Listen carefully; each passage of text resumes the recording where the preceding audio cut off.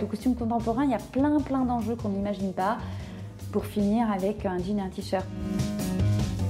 Quand tu fais des costumes, tu es habité par plein d'images. Chaque vêtement, il a un sens, il correspond à une émotion. Anne Villette a exploré de nombreux aspects du costume. Costumière pour 2 grands films de Christophe Honoré, Les chansons d'amour et Non ma fille tu n'iras pas danser. Chef costumière pour des films indépendants signés Sébastien Bette-Bédé, comme 2 automnes, 3 hivers, Marie les naufragés, Ulysse et Mona. Elle a également travaillé avec Mathie Diop, la réalisatrice d'Atlantique, Louise Attaque, Albin de la Simone ou Zazie pour des clips, œuvré pour la télévision et la publicité. Dans ce 6e épisode de Profession costumière, nous allons parcourir cette vaste carrière et parler tout particulièrement de cinéma. Anne, bienvenue, merci d'être mon invitée. Merci beaucoup. Alors, première question, donc, je me suis penchée sur ton CV et donc j'ai vu que tu avais une licence en lettres modernes et aussi une formation de comédienne. Oui. Et ça m'a interpellée parce que donc, j'ai rencontré 6 costumières jusqu'à présent et 3 sur 6 ont une formation de comédienne. D'accord. Donc je trouve ça intéressant, je voulais savoir comment s'est passée cette conversion entre tes études de comédienne, comment tu es arrivée au costume. Alors, j'allais presque dire que c'est par hasard, parce que en fait, ça n'existe pas vraiment le hasard en l'occurrence, mais en fait, moi j'ai commencé, effectivement, j'ai fait des études de lettres parce que c'est ce que j'aimais, en fait, j'ai fait un peu ce que j'aimais. Puis en même temps, j'ai fait une formation de théâtre, de comédienne, et j'ai même travaillé pendant 5-6 ans comme comédienne, j'étais à Toulouse. D'accord. Suite à ma formation, tout ça. Et en fait, voilà, ça s'est enchaîné assez naturellement. Après, je trouve que c'était deux choses qui... de passion qui s'alliaient très bien, en fait, la passion pour les lettres et le fait d'être comédienne. Et puis après, au bout de quelques années à Toulouse, moi j'avais l'impression que qu'il se passait pas plus de choses que ça pour moi. Et du coup, je suis venue à Paris, mais vraiment pour provoquer un truc, mais plus un truc de vie qu'un truc professionnel presque. Ouais. J'avais envie qu'il se passe quelque chose, quoi. Je devais avoir pas loin de 30 ans à cette époque-là, et c'était vraiment, fallait que j'y aille, quoi. Fallait changement. Ouais, et en fait, l'idée d'être comédienne, je voulais continuer et tout ça, mais c'était pas l'idée directrice, en fait, de ce départ à Paris, en fait. Ce qui a dirigé ça, c'est l'envie que ça bouge. D'accord. Tout bêtement. Et donc, je suis arrivée à Paris. Et donc, évidemment, comme comédienne, personne ne t'attend, c'est normal, hein, voilà. Et puis finalement, moi, j'étais... Alors, il y a eu pas mal de circonstances. La première année à Paris était très, très bouillonnante, c'était génial. En fait, j'étais très amie à Toulouse avec un garçon qui s'appelle Ludovic Gauthier, qui est un danseur. Et il se trouve qu'il déménage en même temps que moi, quasiment en même temps que moi, ou 2 mois après moi à Paris, parce qu'il rencontre un garçon... Et donc, il déménage à Paris. Et on se retrouve tous les deux à Paris, un peu désœuvrés, en voulant faire plein de trucs, mais un peu désœuvrés. On avait pas mal de copains dans l'art contemporain, dans la mode et tout ça. Donc, on traînait beaucoup dans des soirées et tout. Et ça nous faisait beaucoup rire, on se marrait beaucoup. Et on avait l'impression de boire du champagne à l'œil, on n'avait pas de sous, donc on buvait du champagne à l'œil en permanence. Enfin, on avait l'impression de servir à rien, mais que c'était très drôle. Oui, c'était sympa. Et c'était très sympa. Et en fait, à ce moment-là, on commence à partir sur la création de 2 personnages qui s'appelaient donc Marlon et Marlène. D'abord parce que ça nous a fait rire, Marlon et Marlène. Un jour, ça nous est tombé comme ça, on a dit non, c'est trop bien. Voilà. Et puis ensuite, on a fait des petites vidéos avec ces personnages-là. Donc, tu vas voir, la boucle m'est arrivée à un truc à un moment. Mais non, mais j'aime bien cette histoire de Marlène et Marlène. Et alors, Marlène et Marlène, c'était des personnages. On avait décidé, parce que comme on aimait bien la mode, on avait décidé qu'ils seraient toujours très très bien habillés, mais en même temps que ce serait toujours un peu barré, des accessoires un peu trop forts, des tenues inconfortables. C'était à l'époque aussi, Alexander McQueen faisait des trucs qui étaient où on ne pouvait pas marcher, où on ne pouvait pas bouger dedans, mais c'était complètement dingue, c'était des sculptures et tout ça. Enfin bon. Donc on s'était dit des espèces de créatures comme ça, et qui sont toujours posées à un endroit, qui ont toujours une coupe de champagne à la main, qui ne la boivent jamais. Et voilà. Et eux subissent tout le temps tout ce qui se passe autour d'eux, mais ne sont jamais moteurs de quoi que ce soit. Et ils ont très très peu d'émotions, en tout cas visibles. C'est-à-dire, ils pleurent pas, ils rient pas, ils sont parfois un tout petit peu contrariés, mais voilà. Et c'est tout. En fait, on est parti de ça et on faisait des vidéos d'1 minute où à chaque fois on changeait de vêtements. Il fallait que ce soit de vêtements. Puis alors on choisissait les décors, les costumes et tout ça. Et donc voilà, on s'est beaucoup amusé à faire ça. Et en fait, à ce moment-là, moi, j'étais dans un truc que je me disais, mais en fait, ce qui m'intéresse dans ce projet-là, c'est toute la fabrication. En fait, moi, d'être devant la caméra, c'était pas... Ça arrivait enfin, mais finalement, c'était ce qui me plaisait le moins, enfin, ce qui m'intéressait le moins, en fait, dans ce que je faisais sur ce projet, quoi. Et ce qui m'intéressait le plus, c'était tout choisir les décors, trouver les situations, les costumes et tout ça. Donc, comme une espèce de grosse de direction artistique globale. Voilà. Donc, voilà. Et puis, il y a ce truc-là qui se fait. Et donc, je commence à bifurquer vers... alors, je trouve des petits boulots parce que, évidemment, j'en avais pas. Et puis, j'ai rencontré une styliste et j'ai fait un peu de stylisme photo, mais pas en mode, en déco. D'accord. Donc, chouette. Donc, c'était encore autre chose. Et voilà, et c'était très chouette. Donc, je restais dans un truc d'image. Alors que finalement, j'avais commencé par le théâtre. Et puis, finalement, il y avait aussi un truc qui se révélait, c'est que j'aimais l'image. J'aimais la photo, enfin voilà. Donc tout ça fait aussi que... Et il se trouve aussi, alors c'est là où l'histoire est aussi drôle, c'est que Ludovic, donc mon compère de Marlon et Marlène, était l'ami de Pierre Canitro, qui était chef costumier, qui est un grand chef costumier. Et avec qui j'ai commencé. Mais pas beaucoup plus tard, mais 3-4 ans après au moins. C'est-à-dire qu'on s'est connus pendant très longtemps avec Pierre, et puis moi, j'avais pas encore l'idée, n'était pas très précise pour moi, et puis en plus, enfin voilà, je sais pas, je me sentais pas légitime dans cette demande-là. Je me disais, et puis en fait, je le voyais travailler. Je savais que lui, il avait un parcours aussi assez atypique, qu'il avait fait les Beaux-Arts. Enfin voilà, qu'il n'avait pas fait une école de fabrication de costumes ou de costumes de théâtre, ce que j'imaginais, mais un peu comme tout le monde en fait. Tout le monde pense que être costumier, tu deviens en apprenant à coudre et à dessiner des vêtements, alors que sur plein de gens que j'ai rencontrés, puis il n'y en a pas tant que ça. Enfin, moi j'en ai rencontré pas mal maintenant, des costumiers et des chefs costumiers, et en fait il y en a bien sûr qui ont eu un parcours plus standard, mais il y en a beaucoup qui sont arrivés par plein de chemins détournés et tout ça. Oui, ce que je trouve hyper intéressant. Bah oui, parce qu'en fait, le fait d'avoir un savoir-faire technique, quand on fait du costume contemporain, ça, évidemment, ça peut être un plus, mais c'est pas du tout la chose principale, quoi. Vraiment. Ce qu'il faut, moi, je pense, c'est avoir une vraie culture d'image. Ça, c'est un truc que j'ai appris aussi avec Pierre Canitro. C'est-à-dire que lui, c'était vraiment... Il avait des références... dans l'art contemporain, la mode évidemment qu'il aimait beaucoup, dans la photo, et voilà, et du coup lui il m'a fait rentrer, moi j'ai un peu mis le pied dans la porte, je dis mais en fait j'aimerais bien, si tu as besoin d'une assistante un jour, et puis c'est resté comme ça, et 1 an après il me dit bah oui, écoute j'ai besoin de quelqu'un. Et donc le déclic s'est fait par lui. Essentiellement par lui. Et moi, il y avait des choses que je pressentais. Je me disais, j'ai quelque chose à dire là-dedans, mais très franchement... Au début, ça t'intimidait. Je pense que je pense que voilà, ça m'intimidait. Et en même temps, j'étais un peu culottée, mais peut-être parce qu'on s'entendait bien et que... Enfin, je sais pas. Et que je pense que j'avais cette intuition que je pouvais avoir quelque chose à dire. Voilà. Et que je trouverais que ça pouvait être mon endroit, en fait. Et du coup, le premier film que vous avez fait ensemble, c'était Les Chansons d'amour. C'était Les Chansons d'amour. C'est le premier film. Exactement. C'est-à-dire, c'est le bon premier film de toute la vie. Et c'est un film. Oui, voilà, c'est un film. Et c'est marrant parce que c'est un film où on savait, quoi. Je sais pas si on savait, c'est un peu con de dire ça, mais il y a eu quelque chose de magique dans... Alors peut-être que moi je le fantasme aussi un peu comme ça, parce que c'était mon premier film, où je découvrais tout et tout ça, et que j'aimais le travail de Christophe Honoré, j'étais super heureuse d'être là, et puis en fait, moi, Christophe Honoré, il balançait que des références qui me touchaient absolument, il parlait, ou même sans en parler, son film était tellement en référence à la Nouvelle Vague, qui était que des films que j'avais vus, à Jacques Demy, que moi j'adore et dont j'ai vu tous les films et tout ça. Donc il y avait des ponts partout en fait. Qui te plaisait beaucoup. Et en fait, quand il disait oui, je voudrais que le manteau de Ludivine Sagnier, ce soit un manteau blanc un peu comme dans Une femme est une femme de Anna Karina, et tout d'un coup tout me parlait tout le temps, tout m'inspirait tout le temps, et c'était vraiment joyeux. Mais voilà, mais c'était magique. Et puis 6 mois après, on était à Cannes. Ouais, c'est ça. C'était génial. Ça devait être une trop belle expérience. Et t'es venue à Cannes. Ouais, je suis allée à Cannes. C'est la seule fois de ma vie que je suis allée à Cannes. Parce que franchement, ça m'intéresse pas du tout. C'était vraiment une très belle Non, mais en fait, il se trouvait que j'avais un pote qui avait une maison d'hôte à côté de Cannes. Et donc, du coup, avec Pierre, j'ai dit, ouais, on y va, c'est trop bien, quoi.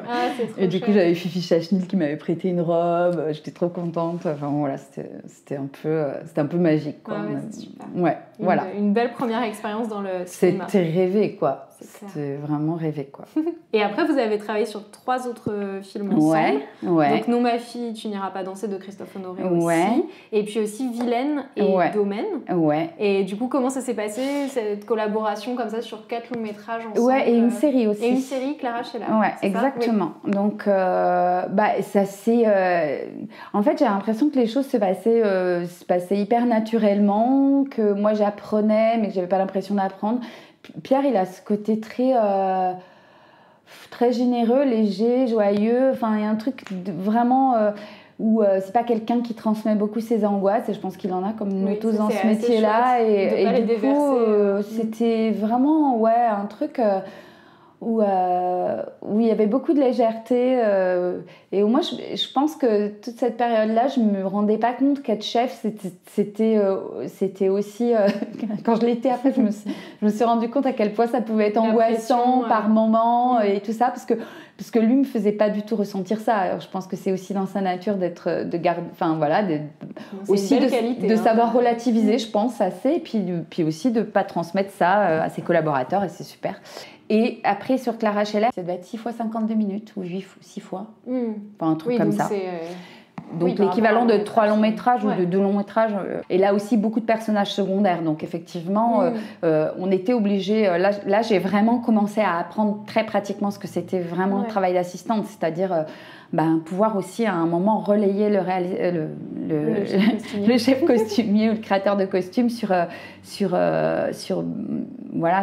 certains personnages. Parce que quand on a des 70 ou 80 personnages, plus 20 récurrents ou des choses comme ça, à un moment, il faut se partager les choses, parce que c'est pas possible humainement, avec les temps de prépa qu'on a, c'est pas possible de faire tout seul, quoi. Donc voilà, donc ça, c'était hyper important. Et Vilaine aussi, alors Vilaine, c'était encore autre chose, mais je crois que c'est la première vraie comédie que Pierre faisait. Parce que... pour le coup, Pierre Canitrot, il a quand même une identité assez chic et assez mode aussi dans ses costumes et tout ça. Puis le fait qu'il ait travaillé avec Christophe Honoré, ça a donné cette image un petit peu pointue et tout ça. Et je crois que c'est énormément amusé à faire ça. Et qu'en même temps, il a apporté à ce film...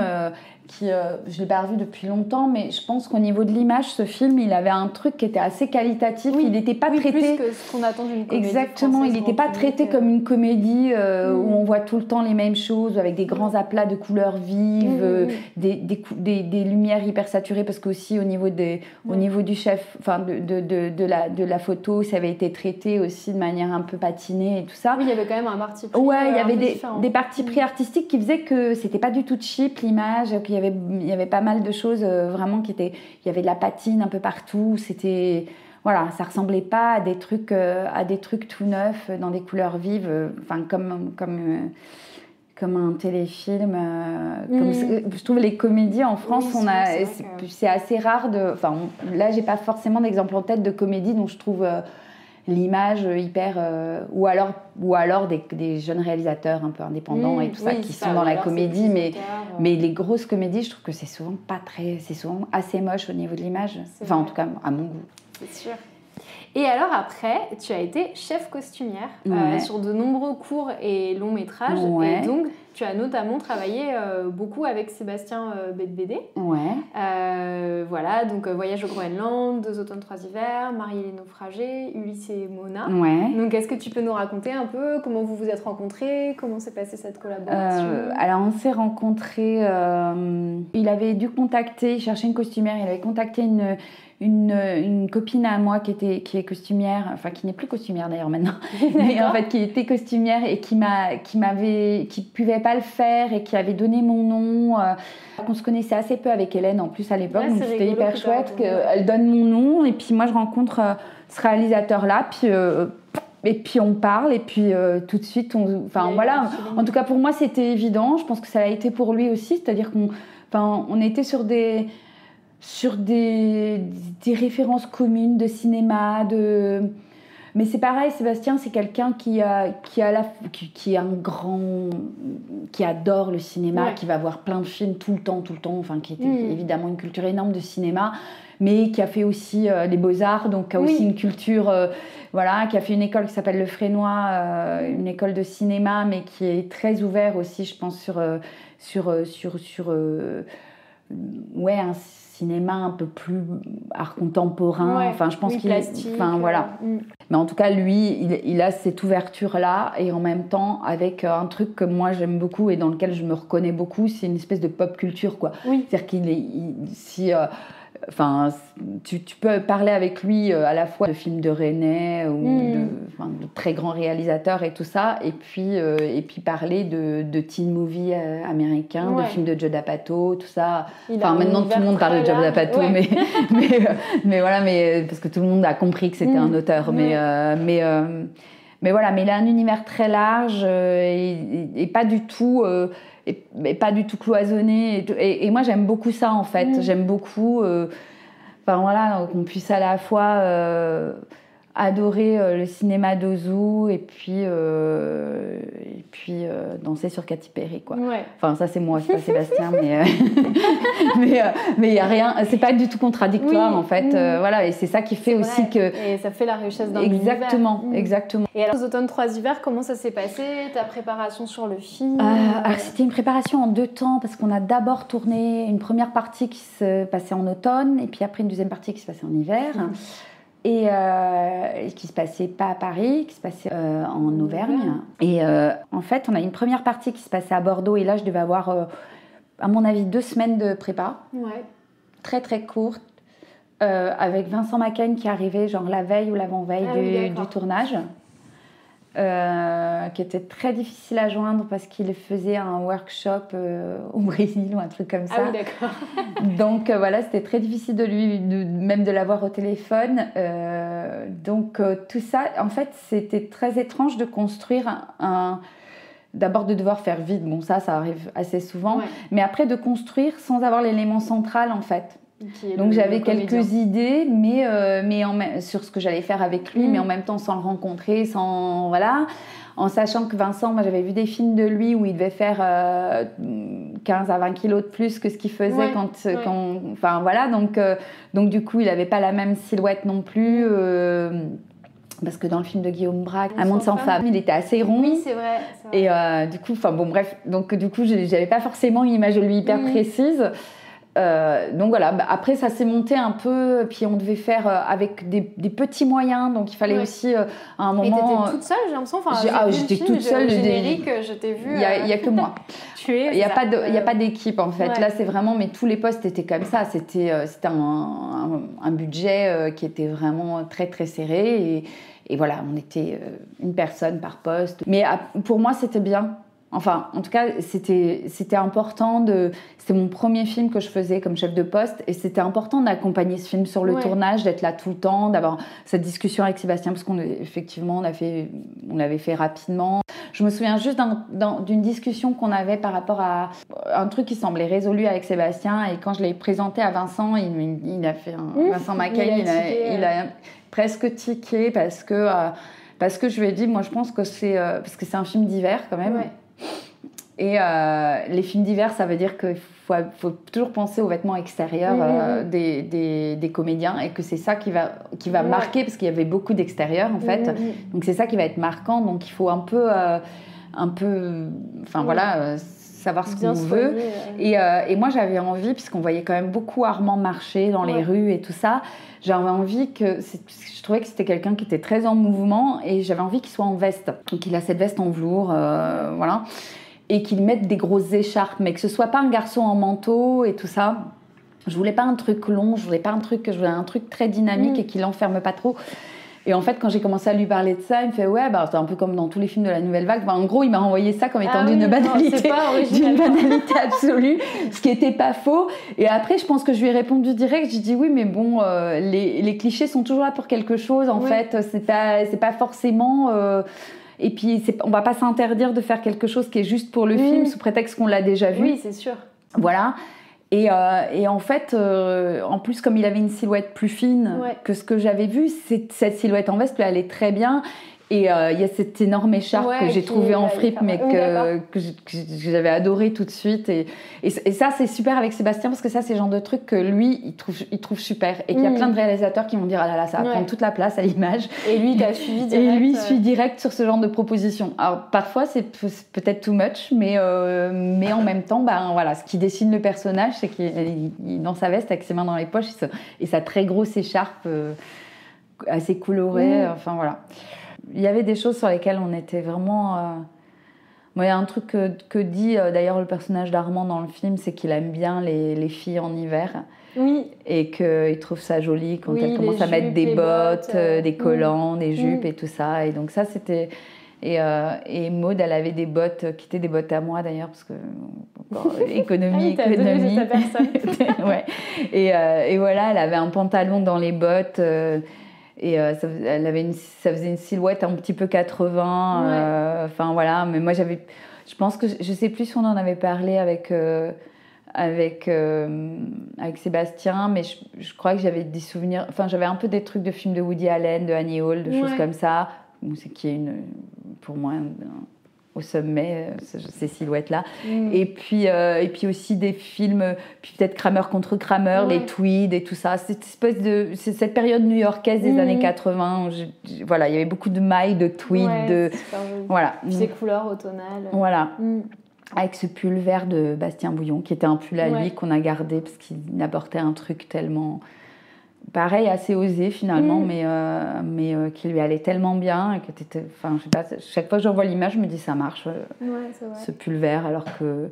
Mais en fait, je m'aperçois que sur ce film, en le revoyant après, je me suis pas beaucoup posé de questions en fait. Je pense que je me poserais beaucoup de questions sur certains trucs. Alors, si j'avais eu le temps, je me serais peut-être posé des questions sur des trucs en me disant ça c'est trop, ça c'est machin, sur des dosages en fait. Et là, je me suis pas posée parce que ça allait trop vite. Et finalement... Mais c'est intéressant parce que tu as suivi ton instinct. Ouais, et finalement, peut-être que c'est ça qui fait que ce film est ce qu'il est. Pas les costumes, bien sûr, mais qu'on a tous été un peu comme ça. Oui, mais dans un geste hyper rapide. À l'authenticité. Exactement, aussi, et puis il n'y a pas de calcul, il y a un truc, il y a un geste d'immédiateté en fait dans ce film. Et voilà, bref, mais c'était le film est hyper beau et je l'ai découvert, je l'avais raté au cinéma, donc je l'ai regardé pour préparer l'entretien et je me suis régalée. Ouais, il est vraiment chouette, ouais. Et alors dans Marie et les naufragés, que pour le coup j'avais vu au cinéma, il y a une partie aussi hyper belle, un peu onirique, avec Vima Laponce dans une robe incroyable. Oui. Donc ça, comment t'as appréhendé Ça, c'était un peu le gros challenge. Quel mot de ce projet, parce que moi je fais pas, a priori pas de fabrication, c'est pas du tout, c'est pas mon truc et tout, et parce que je suis pas douée pour ça, j'ai pas cette formation là, je suis pas technicienne et voilà, mais bon voilà, on me propose un film, il y a ça dedans, à un moment tu trouves les solutions. Alors j'avais une assistante qui s'appelle Sabrina Laureau qui est géniale, et en fait, on a discuté. Moi, je lui ai envoyé des images. Je lui disais, voilà, je veux un truc comme ça, machin. Et en fait, voilà, j'ai supervisé vraiment la conception de ça. J'avais une idée de ce que je voulais de la robe. Après, il y avait plein de contraintes parce qu'on tournait en hiver. Il faisait, donc, l'eau était à 8 degrés. Parce qu'elle est dans l'eau quand même à un moment. Donc, il fallait que sous cette robe, il y ait possibilité de mettre une combinaison de plongée. Qu'on n'imagine pas. Donc, oui. Donc, il y avait aussi toute cette contrainte-là. Donc, en gros, c'est de là qu'est venu aussi le fait qu'elle ait une combinaison blanche sous la robe qui donne un truc rétro-futuriste un peu que moi, j'aime beaucoup. Le truc qui monte comme un sous-pull et tout. La combinaison blanche. Alors, il voulait du blanc. Sébastien voulait du blanc parce qu'il connaissait Groix, la plage des Grands Sables et tout ça. Et il avait cette vision d'un truc très, très blanc, comme ça, avec une lumière d'hiver. Et donc la robe de Vimala, elle est née de ces contraintes-là. Sébastien voulait absolument cette coiffe sur la tête qui évoque un peu la Bretagne et il voulait un truc très très haut. On est moins haut que ce qu'il voulait, hein, mais on est hyper haut. C'est déjà assez fou. Et voilà. Et là, moi je connaissais une costumière qui avait été modiste aussi. Et donc Je lui ai dit, moi j'ai commencé à réfléchir au sujet et je me suis dit, mais une coiffe haute, s'il se met à y avoir, parce que moi je connais bien la Bretagne, je suis bretonne, je me suis dit, s'il se met à vanter, d'abord il va falloir en faire 5 parce qu'on a une chance sur 2 pour qu'elle se casse en fait, avec le vent, parce que si on se retrouve avec du vent... Oui, vu la hauteur, ça ne va pas s'envoler forcément si se casser quoi. Voilà, donc il fallait trouver une solution et à un moment j'ai pensé à ça, à faire en fait une structure, mais comme des structures de crinoline, mais voilà, faire un truc où il n'y a pas de... Passe. Voilà, où l'air passe au travers, qui peut éventuellement bouger et tout ça. Et donc j'en ai parlé à Mélina, je lui ai dit voilà, peut-être qu'il faut faire un truc qui pourrait ressembler à un ressort, mais du coup je dessine vaguement la forme, je dessine hyper mal en fait. La fille qui se vend hyper bien, je ne sais pas quoi, je dessine très mal. Mais bon, bref, et donc elle me propose un dessin, je dis ok, ça marche, tout ça, et donc on est parti sur cette coiffe. Et en fait, ce qui était génial avec cette coiffe, c'est qu'en fait, parce qu'à un moment, elle rentre dans une caravane et sa coiffe est beaucoup trop haute. Alors Sébastien voulait que ce soit un encombrement, mais en même temps, si elle avait dû avoir la tête penchée pour faire rentrer la coiffe, ça aurait été chiant. Alors que là, comme c'était un ressort, elle pouvait passer où elle voulait et ça revenait. Et ça donne des effets hyper comiques dans le film. Ouais. Alors qu'à la base, la réflexion sur ça, c'était plus une réflexion pratique de on va être dans le vent, machin, tout ça. Donc voilà. Donc toute cette conception-là, ça a été du temps, mais c'était joyeux en fait. Et après, moi, j'étais très bien entourée. C'est-à-dire Mélina et Sabrina qui avaient des solutions techniques à tout. Dès que je leur demandais un truc, elles étaient là. Oui, mais ça, on va le faire comme ça, ça, on va le faire comme ça. Ça m'a beaucoup rassurée aussi. Je me suis dit, bon, ben voilà. Oui, là, pour le coup, c'était bien d'avoir une équipe. Ouais, et puis être chef de poste, c'est aussi ça, c'est savoir s'entourer. Bien s'entourer. Et faire confiance aux gens qui t'entourent. Ouais. Et finalement, ça a roulé, quoi, cette chose. Ah oui, c'est hyper beau. Je partagerai un visuel sur Instagram. Ouais, non, mais vraiment, c'était. Puis après, mais ça, c'est des choses qui. J'ai un peu l'esprit d'escalier, donc c'est pas des choses que je vois quand je les fais. Ça m'arrive souvent de faire des choses et de me dire, oh putain, mais j'ai été traversée par un autre film. Et en fait, j'ai pas copié, mais je suis en référence à ça. Et en fait, j'ai pensé aux robes de Podane et je dis, moi, j'ai fait la robe couleur de l'eau, en fait. Je l'ai faite. Elle n'existait pas, je l'ai faite. Donc, non, mais c'était assez drôle, mais effectivement, cette robe, on avait trouvé ce tissu qui est incroyable parce qu'il se confond. Enfin, il a des reflets. Il a l'argent, vert et tout. Il a des espèces de reflets. Et donc, du coup, quand elle est dans l'eau, il y a un espèce de truc entre le tissu de sa robe et l'eau. C'est très onirique. Ouais, et en même temps, il y a un côté... C'est pour ça que je pense aussi à Podane. Il y a quand même... En le revoyant, je me dis, il y a quand même un côté un peu naïf et bricolé que j'aime bien, en fait. Et que j'aime bien aussi dans les films de Denis. Et voilà, et ouais, dans Podane, par exemple, elles sont hyper belles, les robes, mais en même temps, elles font très beau déguisement, mais elles font déguisement, elles font pas costume. Oui, c'est vrai. Elles ont un truc un peu naïf dans leur... et moi, j'adore ça, en fait. Et je trouve qu'il y avait trouvé par hasard, mais il y a un petit côté comme ça dans la robe de la fille de l'eau de Vimala. Et tu as collaboré aussi donc, avec Mati Diop, qui a reçu à Cannes le Grand Prix du jury pour son très beau long métrage Atlantique. Ouais, toi, tu avais travaillé sur Snow Cannon, qui est un court métrage qu'elle a fait, qui était en compétition à la 68e Mostra de Venise. Donc comment ça s'est passé cette collaboration? C'était vraiment... C'était pour le coup, j'étais assez... je débutais quand même un peu. C'était un de mes premiers projets aussi toute seule. Et c'était... moi, ça se sentait que Mathieu... un talent. Ouais. Et vraiment, il y avait quelque chose de très évident, quoi. Ça l'est pas toujours. Il y a des gens qui elle avait déjà fait pas mal de choses. C'était pas son premier... elle avait fait d'autres courts-métrages et tout ça. Mais vraiment, tu sentais qu'elle savait ce qu'elle... qu'elle avait des choses à dire et qu'elle était très précise dans ce qu'elle voulait et tout ça. Et la collaboration a été... On a travaillé très vite, encore une fois, c'est toujours pareil pour un court-métrage, avec très peu d'argent et tout ça. Et la rencontre avec Mathieu, elle s'est vraiment faite sur le tournage. Pendant la prépa, c'était comme... Je pense que... Alors, Mathieu, elle fait partie de ces réalisateurs comme Christophe Honoré, qui pourraient tout à fait faire les costumes eux-mêmes, en fait. Tellement ils ont une vision précise. Ils ont une vision hyper précise de ce qu'ils veulent. Ils ont un goût très très précis. Et effectivement, Xavier Dolan par exemple, il signe ses costumes, mais il a des costumiers qui bossent avec lui, il fait pas tout seul. Mais voilà, mais eux, ils pourraient signer les costumes de leurs films quasiment. Donc elle t'avait donné des indications très précises. Et puis elle était puis Mathie, en fait, je me souviens en prépa, c'était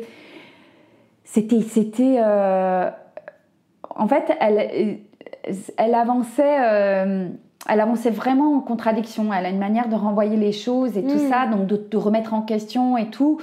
Et je me souviens que la prépa était assez déstabilisante. Ça doit être un peu difficile comme manière ça d'avancer. l'était, mais en même temps, c'est nécessaire et c'est tellement justifié par ce qui arrive après, si tu veux. Et finalement, et c'est pour ça aussi que c'est bien d'être sur le tournage, parce que tout ça, ça se résout en fait. Ça se résout avec le travail, ça se résout avec... ça se résout, il n'y avait pas vraiment des problèmes. On est parti avec ce qu'il fallait. De toute façon, on n'était pas à Paris, je ne pouvais pas être en shopping pendant le tournage. Mais voilà, mais effectivement, on a refait des essayages une fois là-bas, et tout était vraiment dans la douceur sur le tournage. C'était un très joli tournage. C'était vraiment super agréable. On tournait en pellicule. Super. Ce qui est, ce qui crée aussi, ce qui est rare, ce qui crée aussi je pense une forme de concentration aussi un peu différente. Oui, parce qu'on sait que c'est cher. C'est cher. Tu peux pas retourner. Voilà, on peut pas faire 50 prises, à moins d'avoir énormément d'argent. Donc on est... en termes de temporalité sur le tournage, ça joue. Il y a plus de répétitions. Voilà, ça demande d'être très... d'être très disponible et d'être dans une grande concentration. Donc... mais c'était vraiment un très beau tournage. Et puis vraiment, je pense qu'on savait que le film... serait étonnant. Ça a l'air très beau, j'ai pas réussi à le voir, mais j'espère. Non, j'ai vu des images très belles, un extrait, et tout, j'ai très envie de le voir. Non, c'est très bien, et puis ça pose un truc qui pour moi est très fort dans le cinéma de Mathie, c'est que elle filme très bien les filles, les jeunes filles, les jeunes femmes. Elle a un regard très très beau sur ces filles-là, et vraiment, je trouve que moi, après, je sais pas si c'est une comparaison qu'elle aimerait, mais moi, ça me fait penser à Sofia Coppola un petit peu. Ce genre de réalisatrice, la douceur du regard qu'elles ont, et en même temps, la manière dont elles aiment filmer les femmes et leur sensualité et tout ça. Le regard qu'elle a est très très beau, quoi. Moi, il me touche beaucoup. Et je trouve que évidemment, c'est une consécration son prix, mais je pense que c'est normal. En tout cas, c'est juste, le film est magnifique. Donc voilà, non, c'est super pour elle, vraiment, je suis ravie. J'aimerais beaucoup retravailler avec Mathie, vraiment. Après, depuis qu'on a fait le film, elle n'a pas tourné en France, je crois, quasiment. Donc voilà, mais j'aimerais bien, vraiment, c'est quelqu'un que je trouve hyper intéressant. C'est quelqu'un qui a une très très grande curiosité, et puis une culture aussi très très riche, très très large, voilà, et une curiosité des gens aussi très important. Pour être réalisatrice, c'est bien. Oui, c'est ça. C'est bien de s'intéresser. Quand c'est pas le cas, ce qui arrive quand même. Ouais, ça peut arriver. Il y en a qui arrivent à donner le change, mais voilà. Et alors, des questions un peu plus générales sur le costume de cinéma. Est-ce que tu nous as parlé de quelques références, quelques images qui venaient te traverser quand tu travaillais, mais est-ce qu'il y a des costumes de cinéma qui te plaisent particulièrement, que tu trouves particulièrement réussis? Alors, il y en a plein, parce que ça, je pourrais tu passer... peux y aller. Alors, on y va. Alors, je pense que s'il y en a un qui devait résumer tout ce que tout ce qui est justement, quand on parle du cinéma contemporain, qui résume un truc, tout ce que peut être un costume de cinéma, en fait, c'est la robe en angora de Nastasia Kinski dans Paris, Texas. Alors, quand on parle d'émotion, là, c'est vraiment un truc très, très fort. Il y a tout, en fait. Dans cette pièce-là, il y a tout, en fait. C'est-à-dire que il y a, faut remettre la séquence dans son contexte. Il est derrière une vitre sans teint, donc elle ne le voit pas, il la voit. Il y a le désir, vraiment. Il y a l'envie de la toucher, et ça, la robe en angora. il y a tout de suite un truc sensuel. Dès que tu vois ça, tu as envie de la toucher, évidemment. Il y a cette espèce de rouge, avec sa bouche très rouge aussi, parce que c'est une prostituée et tout ça. Donc, il y a cette espèce de code, et en même temps, on ne l'habite pas comme une pute. Oui. C'est-à-dire qu'on joue de ces codes-là, mais on fait autrement. Il y a un tenue qui est très sexy exactement, la sensualité de la robe, c'est de dos, c'est pas de face. Enfin, il y a tout ça, il y a tout un truc, je te dis, mais comment t'arrives à un moment à croiser tout ça et à rendre un truc qui fait que quand tu dis Paris, Texas à quelqu'un, c'est une image de cinéma. C'est une image de cinéma. D'ailleurs, ils l'ont ressorti en salle, là, je sais pas si il y a 1 ou 2 ans, et l'affiche, c'était cette photo. Mais je crois que c'est l'affiche de départ. Il y en a certainement eu plusieurs, parce qu'il y a peut-être. Enfin voilà, les affiches, il n'y en a jamais qu'une.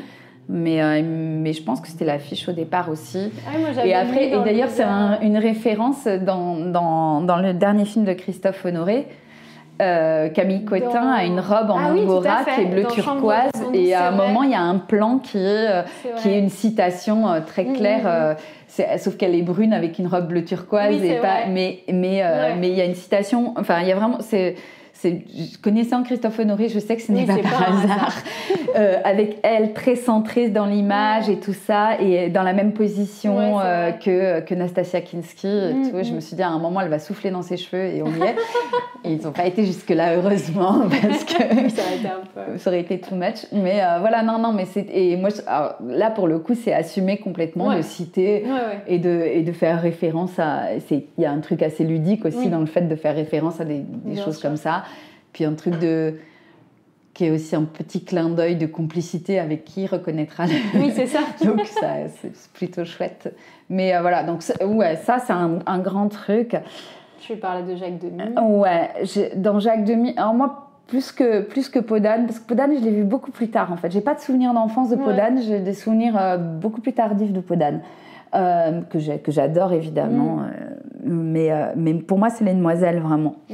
Moi, c'est un film, puis c'est un film en fait qui me fait rêver, mais pas. Alors, c'est aussi, je pense que la construction du mythe Demy par Agnès Varda m'a beaucoup, parce que je suis très fan de Varda aussi. Donc, j'ai vu Les Demoiselles, le documentaire qu'elle a fait dessus et tout ça. Et en fait, moi, je crois même que j'avais été voir une avant, je sais même plus. J'avais vu une projection avec Varda quand j'habitais à Toulouse et tout ça. Bref. Et toujours est-il que ce film me fait rêver, même le tournage de ce film me fait rêver. Je me dis, ça devait être tellement génial d'y être. J'ai l'impression qu'il faisait beau tout le temps. Voilà, puis l'idée qu'il a fait faire peindre des rues entières, des fenêtres de toutes les couleurs. Enfin, la manière dont ils ont pris cette ville de Rochefort, qui devait être une ville assez, une petite ville de province, sans trop d'histoire, et d'un coup, ce gros tournage qui se passait partout qui se passait partout dans la ville. Enfin voilà, je pense que ça a participé à me faire rêver de cinéma en fait, mais pas seulement de cinéma que je voyais, mais de cinéma à construire. Et puis après, effectivement, cette espèce de je sais pas, la manière dont les costumes sont traités, des couleurs. C'est incroyable, puis les jeux de correspondance avec les jumelles, où parfois elles se complètent, parfois elles sont identiques, et puis tu retrouves les couleurs chez les autres personnages. Moi, je suis très. Et puis après, dans un truc où on fait complètement fi du réalisme, on n'est pas du tout. Le réalisme n'a absolument aucun intérêt en l'occurrence. Voilà, on crée un univers complètement, et chez Demy, de toute façon, le costume, il est évidemment très important. Donc oui, moi, c'est un film vraiment que je continue à voir, que j'ai revu il n'y a pas très longtemps, et voilà, et qui me plaît toujours, et qui fait aussi, mais lui aussi, il fait référence au cinéma, parce que les robes rouges, c'est une citation un peu de... Je crois que c'est dans Les hommes préfèrent les blondes qu'elles ont des robes fourreaux rouges. Enfin, je pense que voilà, tout ça, c'est tout le temps traversé. Voilà, mais c'est ce que Damien Chazelle avait dit d'ailleurs pour La La Land, que il y avait beaucoup d'allers-retours et d'hommages entre le cinéma français et américain. Ça se fait. Et puis voilà, et puis il prend George Chakiris qui avait fait West Side Story, et puis il prend Gene Kelly qui est tout ce qu'on, l'acteur absolu des comédies musicales. Enfin voilà, donc il y a tout ça. Enfin, ce film, moi, je l'adore, quoi. Je connais toutes les chansons par cœur. Je peux le revoir tous les jours de ma vie. Voilà. Donc voilà, et puis évidemment, je pense que ça m'a, ça inspire. En tout cas, ça me nourrit. Ouais.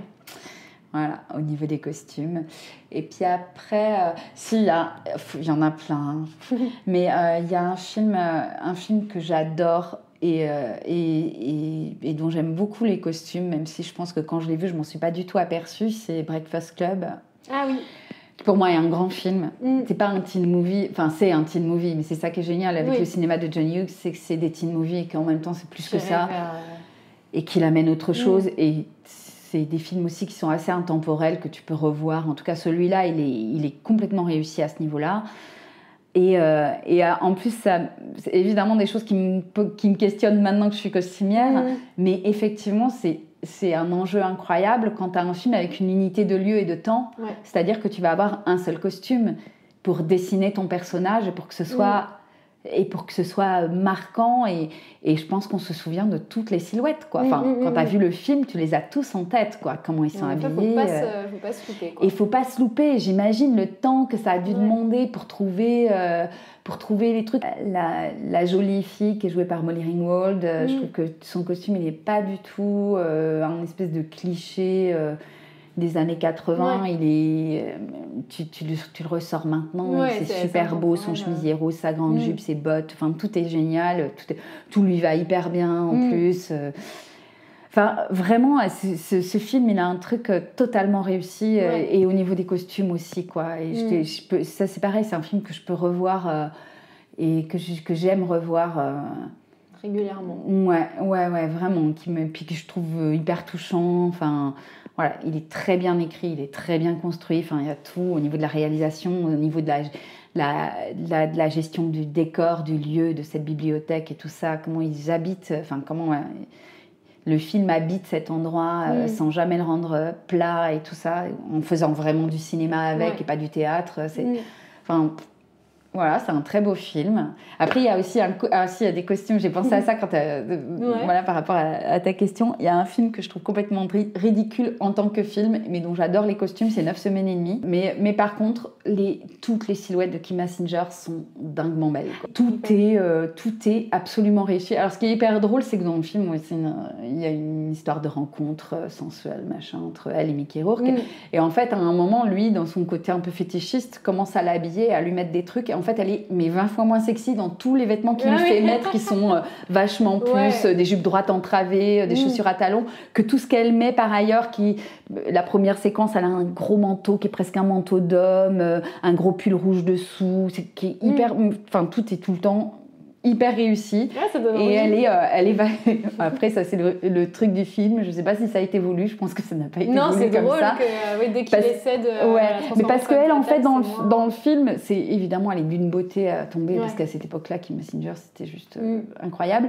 Mais elle a des trucs qui sont très sensuels, mais qui sont pas près du corps. Elle a que des chemises un peu oversized et tout ça, tout lui va incroyablement bien. Mais voilà, ça c'est typiquement un film. C'est rigolo, le décalage entre un film que tu peux trouver pas très réussi en soi, mais te régaler avec le costume, quoi. Voilà, et puis après, qu'est-ce qu'il peut y avoir ? Mais si, il y a quand même l'année dernière American Bad, qui est un grand film de René. Et les costumes de Delphine Seyrig qui ont été dessinés par Coco Chanel. Et voilà, alors là, évidemment, on fait fi de tout réalisme aussi. On est dans un truc, on est dans un travail sur le noir et blanc aussi qui est magnifique. Ça, moi, je l'ai fait sur un court-métrage et c'est un truc qui m'intéresserait vachement. Parce que travailler le noir et blanc, les contrastes, qu'est-ce qui marche en noir et blanc, qu'est-ce qui marche moins, tout ça. Oui, c'est un travail complètement différent. On en parlait dans le hors-série sur la mode des années 20 et 30 et au cinéma. Et c'est vrai que ce que disait Céline Arzaton, c'est qu'en fait, quand tu vois les costumes, tu te rends compte que c'était plutôt des tons marrons. Et que c'est assez moche quand tu les vois en couleur. Parce qu'il s'était rendu compte que justement, ces tons marrons ressortaient particulièrement bien. Puis après, tu réfléchis autrement. Je sais que sur un court-métrage que j'avais fait avec Pierre Dugolfson, où on n'avait que du noir et blanc. En fait, on a aussi vachement réfléchi aux matières, c'est-à-dire des choses matiérées, des choses avec de la brillance et tout ça. tout ce qui accrochait la caméra différemment, parce qu'on n'accrochait pas avec de la couleur, quoi, en fait. Ouais, ou alors des contrastes, des imprimés, des rayures très... Enfin, je sais des choses assez graphiques, peut-être. Voilà, des choses un peu... Voilà, on a essayé de trouver des choses comme ça. On s'était regardé... Polymagou, encore une autre référence de dingue, de Michel Klein. Ouais. Là, c'est... Oui, alors là, pour être graphique, c'est hyper graphique. Encore une fois, le réalisme est très ouais, mais on s'en fout, là. Fiche. Ouais, c'est pas le principe. Mais voilà. Mais alors après, moi, je n'aime pas que les films où le costume est fort. Là, je te parle de choses qui sont très fortes, mais après, moi, je suis hyper fan du cinéma de Cassavetes. Je suis hyper fan des costumes dans les films de Cassavetes. Et pourtant... c'est pareil, c'est vraiment des dosages qui sont très délicatement faits. En même temps, on est plutôt sur des choses assez réalistes. Ouais, on peut imaginer assez réalistes, mais avec des décalages, avec des petites choses. Enfin, de toute façon, j'avais lu, parce que je crois que il me semble que c'est Pierre Canitro d'ailleurs qui m'avait offert un bouquin sur Gena Rowlands que j'adore, et où elle expliquait à quel point Cassavetes était hyper pointilleux sur les costumes. Ah oui. Et ça m'avait pas tant étonnée que ça, en fait. C'est-à-dire l'air de rien, mais il y a des trucs qui sont très qui sont très forts. La hauteur des chaussettes dans Une femme sous influence, tout d'un coup, ça amène un truc où tu te dis, tiens, qui met une mini-robe avec des chaussettes à cette hauteur-là? C'est des petits trucs, c'est c'est une manière de raconter les personnages et dessiner et d'amener quelque chose... d'amener de l'émotion et du sens sur ces personnages-là, quoi. Voilà. Et alors justement, est-ce qu'il y a des silhouettes dont tu es particulièrement fière que tu as créées Non. Enfin, je sais pas, j'ai du mal à répondre à cette question. Peut-être que dans 20 ans, je regarderai les films que j'ai faits il y a 10 ans et je me dirais « Ah, ça, c'était bien !» Mais j'ai encore l'impression que tout ça est trop proche. Et puis après, je raisonne pas tellement comme ça, en fait. Je suis heureuse de mes collaborations. C'est ça, surtout, la richesse du métier. C'est pas... Voilà. Une silhouette figée à un moment. Ouais, et puis en plus, cette silhouette, une silhouette qui a marché pour un film, elle appartient au film, en fait. Elle m'appartient plus. Elle est la rencontre de plein de choses, puis aussi il y a quand même beaucoup de choses aussi sur le tournage. Il y a un chef-op qui va éclairer les choses et tout ça. Donc, mais c'est la rencontre de certaines envies à un moment, et puis d'un rôle, et puis d'un acteur, d'un réalisateur. Enfin, il y a tout un truc qui fait que le costume, après, il t'appartient pas, il appartient au film, quoi. Oui, je comprends. Et qu'est-ce qui te plaît le plus dans ton métier, tu dirais ? Ce qui me plaît le plus, je pense, c'est le fait que tu fais jamais 2 fois la même chose, en fait. Et ça, c'est un truc... c'est-à-dire que même en ayant de l'expérience, il y a toujours un moment sur un projet où tu te dis « Ah mince, mais ça, comment je vais faire ? Où est-ce que je vais trouver ça ? Tout d'un coup, tu trouves... nouvelles questions. Et t'as toujours des petits moments de blocage. Le seul truc, c'est qu'en avançant, tu sais que tu vas trouver des solutions. Alors que quand tu débutes, tu te dis « Oh là là, mon Dieu, c'est fichu !» Bon, je vais y aller. Voilà. Et alors que là, tu te dis « Bah non, alors c'est quoi le... » Voilà. Mais parfois, tu butes sur un truc, ou tu butes sur un truc pour un personnage où tu n'arrives pas à trouver, ou ce que tu as prévu, ça ne marche pas hyper bien sur l'acteur. Et à chaque fois, et puis tu dois retrouver des solutions, réinventer. Puis voilà, il y a de la nouveauté tout le temps, quoi. Il y a de la nouveauté en permanence. Et est-ce qu'il y a un type de projet, des choses sur lesquelles tu aimerais particulièrement travailler aujourd'hui ? Très franchement, c'est là, en ce moment, j'ai très envie de retrouver le cinéma et le cinéma d'auteur, puisque ça fait... un peu plus d'1 an que je travaille beaucoup, mais que j'étais assistante beaucoup, et c'était super. J'ai fait des rencontres super, et vraiment, ça a été... j'ai pas du tout souffert, en fait, de pas faire ce que je voulais faire. Enfin, en gros, moi, je suis devenue costumière pour faire du cinéma, pas pour faire pas parce que j'aime les vêtements, parce que le cinéma, c'est ce que j'aime. Donc, effectivement, là, j'ai fait beaucoup plus de télé, j'ai fait de la pub, voilà, j'ai fait mon travail, et je l'ai fait vraiment en aimant vraiment ce que je faisais, parce que il y a toujours un intérêt à tous les projets, de toute façon, il y a toujours un truc à... Voilà, puis les collaborations aussi, travailler avec des chefs et tout, c'est bien, c'est riche. Mais voilà, moi j'aimerais bien retrouver, alors, que ce soit en chef de poste ou pas, ou comme costumière, hein, parce que moi ça m'importe pas forcément, comme tu l'auras compris, même si... mais en tout cas, retrouver le cinéma, retrouver le cinéma d'auteur, quoi. C'est quelque chose qui me... Puis je sais que j'ai un truc à dire à cet endroit-là, quand même. Merci à Anne Billette pour ses récits de cinéma et tous ses conseils de films à découvrir, en partie pour leurs costumes. Si vous aimez Profession Costumière, parlez-en autour de vous. L'émission vous attend aussi sur Instagram, @professioncostumière. À très bientôt.